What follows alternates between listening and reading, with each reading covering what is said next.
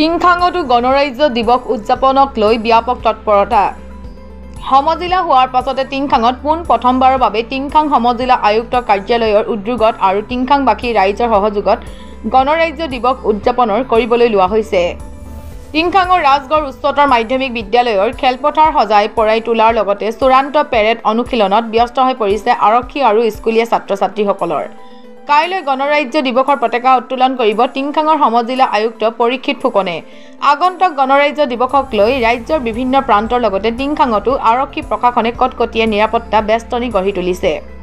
ইফালে সুৰক্ষা ব্যৱস্থাৰ প্ৰতি লক্ষ্য ৰাখি টিংখাং সমজিলাৰ অন্তৰ্গত দেওবৰীয়া সাপ্তাহিক বজাৰকেইখন বন্ধ ৰখাৰ নিৰ্দেশ দিছে সমজিলা আয়ুক্ত পৰীক্ষিত ফুকনে। আমাৰ এখন টিংখাং হাই ছেকেণ্ডেৰী ফিল্ডত গণৰাজ্য দিৱস উদযাপনৰ কাৰণে বৰ্তমান প্ৰিপাৰেশ্যন চলি আছে। আমাৰ লগত আহি গোটেই টিংখাং সমজিলাৰে বিভিন্ন বিদ্যালয় তেওঁলোকে পাৰ্টিচিপেট কৰিব। তেওঁলোকে মাৰ্চ পাষ্টৰ কাৰণে প্ৰেক্টিচ কৰি আছে, লগতে কালচাৰেল প্ৰগ্ৰেম যিখিনি হ'ব সেইখিনিৰ কাৰণেও প্ৰেক্টিচ কৰি থকা হৈছে।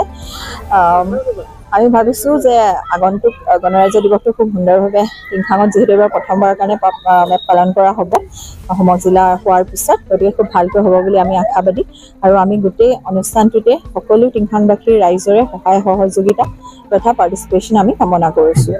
লগতে আমাৰ আপোনালোকৰ থ্ৰুৱেদি এটা কথা জনাব বিচাৰিছোঁ যে আমাৰ ছিকিউৰিটি পাৰ্পজৰ কাৰণে দেওবাৰে আমাৰ যিকেইখন বজাৰ আছে সেই বজাৰকেইখন বন্ধ ৰখা হ'ব এইবাৰ।